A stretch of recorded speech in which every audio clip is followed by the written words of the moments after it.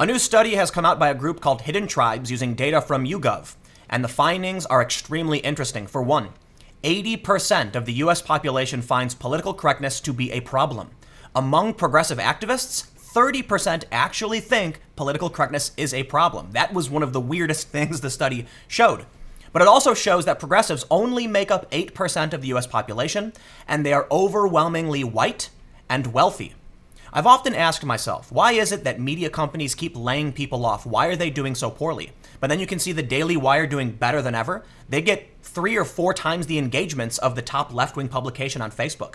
You can see Fox News 3 times the ratings of CNN and MSNBC combined. Why is that? I think the reason is fairly obvious when you look at this data.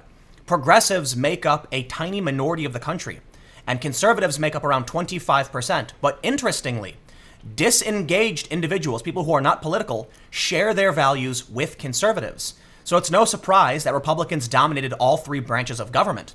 Now, does this mean they're going to retain the House in the midterms? I have no idea.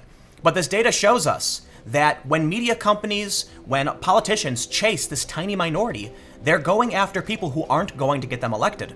The Atlantic actually wrote a story about it. So the first thing we want to look at is just how many Americans and just why Americans don't like political correctness. But before we get started, please head over to patreon.com/Timcast to help support my work.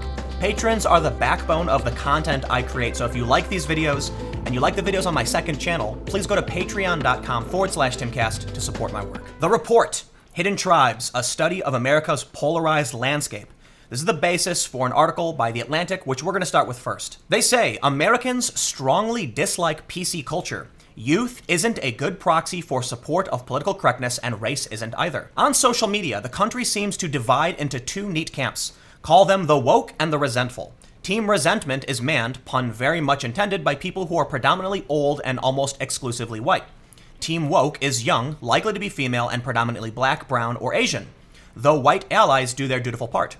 These teams are roughly equal in number, and they disagree most vehemently, as well as most routinely, about the catch-all known as political correctness. Reality is nothing like this, as scholars Stephen Hawkins, Daniel Yudkin, Miriam Juan Torres, and Tim Dixon argue in a report published Wednesday, Hidden Tribes, a study of America's polarized landscape. Most Americans don't fit into either of these camps. They also share more common ground than the daily fights on social media might suggest, including a general aversion to PC culture. They say most members of the exhausted majority, and then some, dislike political correctness. Among the general population, a full 80% believe that political correctness is a problem in our country. Even young people are uncomfortable with it, including 74% of ages 24 to 29 and 79% under the age of 24. On this particular issue, the woke are in a clear minority across all ages. When talking about progressives, they say, what does this group look like compared with the rest of the nationally representative polling sample? Progressive activists are much more likely to be rich, highly educated, and white. They are nearly twice as likely as the average to make more than $100,000 a year. They are nearly 3 times as likely to have a postgraduate degree. And while 12% of the overall sample in the study is African American, only 3% of progressive activists are. With the exception of the small tribe of devoted conservatives, progressive activists are the most racially homogenous group in the country. Have you ever wondered why Antifa tends to be white people? Well, this study shows us. Progressive activists are the most racially homogenous group aside from devout conservatives. Devout conservatives only make up 6% of this country, however. Now, the article from The Atlantic is really interesting, but when you actually look at this report, it's actually way more interesting. First, let's take a look at the actual hidden tribes. Progressive activists, 8%. But what they call is the exhausted majority includes traditional liberals, passive liberals, the politically disengaged, and moderates. And the right is comprised of traditional conservatives and devoted conservatives. When they refer to the wings, we can see that the right wing is 25%, whereas the left wing is 8%. And this is important when you realize the values of these groups.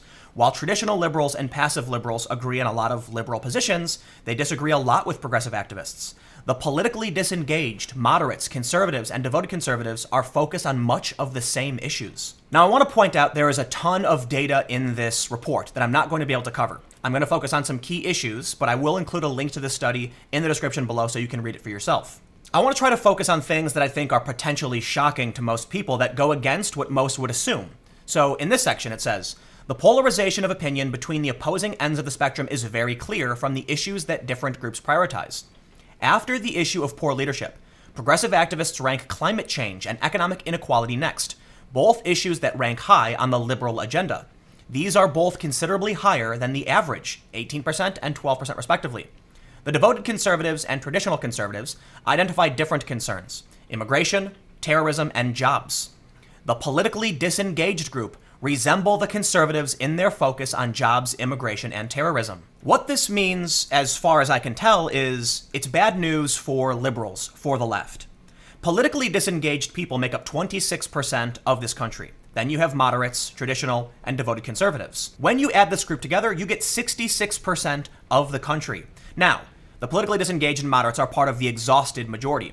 But if from this point on, you have people that are focused on jobs, immigration, terrorism, the economy, etc., then these are the people who are likely to vote for politicians who advocate for such things. When you have people on the left, the Democrats, talking about healthcare, they talk about income inequality, and they talk about open borders, they are now at odds with 66% of the country. And this says to me why many media companies can't sustain themselves and why all three branches of the government have been dominated by the Republicans. In my experience, the media companies I have worked with have chased after this demographic, specifically progressive activists. And I have told these companies time and time again, you are going after a tiny minority. Most people do not care for these specific issues. You're looking at all of these people, 92% of the country, who are not focused on political correctness and progressive activism. So as these media companies start to produce this kind of content, they build themselves an echo chamber, and it's no surprise then that Hillary Clinton was projected to win, but ended up losing. Many of the digital media companies that produce political content are overly progressive, when 92% of the country is not. And it was actually this section which shocked me the most. America is sharply divided in its views on racial bias and policing. While a narrow majority of Americans believes that police are unfair towards black citizens, that does not necessarily translate into support of Black Lives Matter. 51% of Americans believe that the police are often more violent towards African Americans than other groups. Yet, 56% of Americans also believe that the Black Lives Matter movement has made racial tensions worse.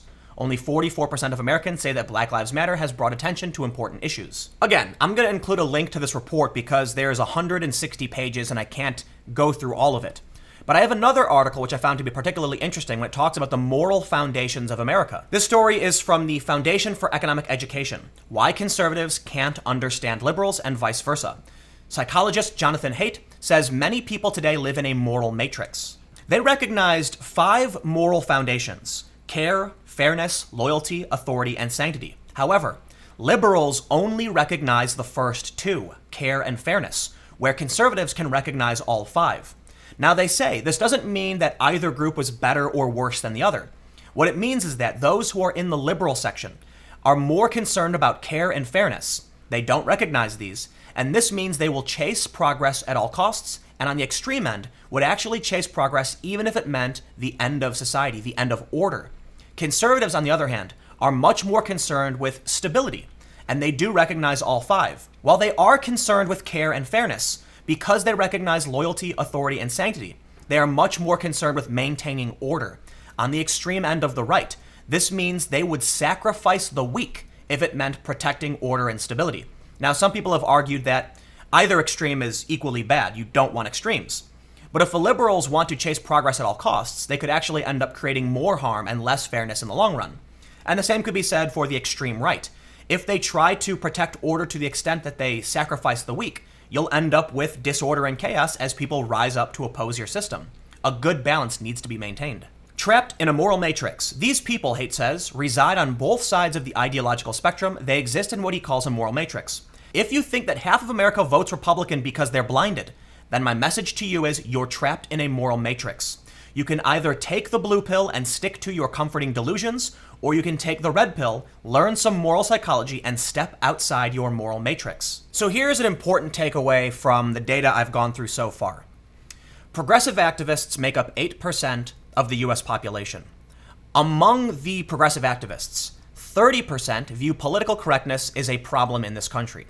that means you are left with 4 or 5% of the US population opposing free speech for the most part.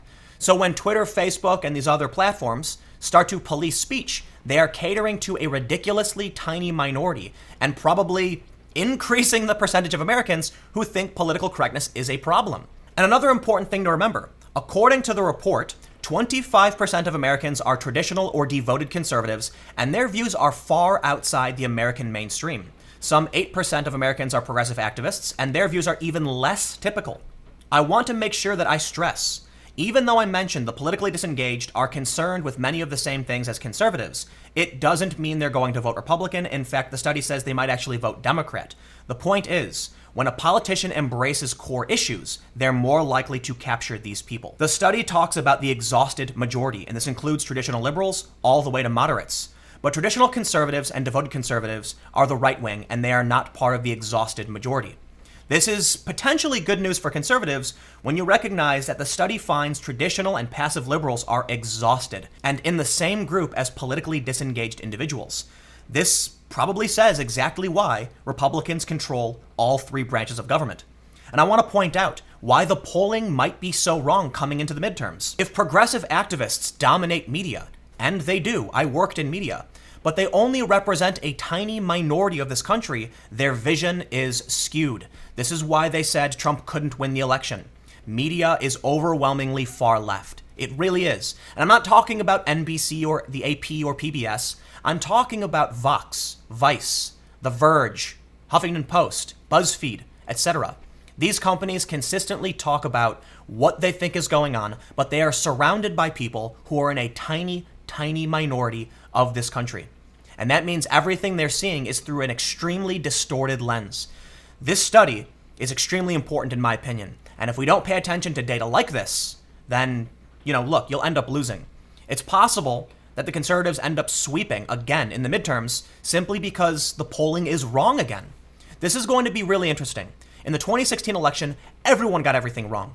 And now all these polling companies, these pollsters, are saying that the Democrats are going to take the House, the Republicans will take the Senate. But I got to admit, it was less than 2 years ago, almost 2 years ago now, that they were dramatically wrong about the election. Why should I trust them now?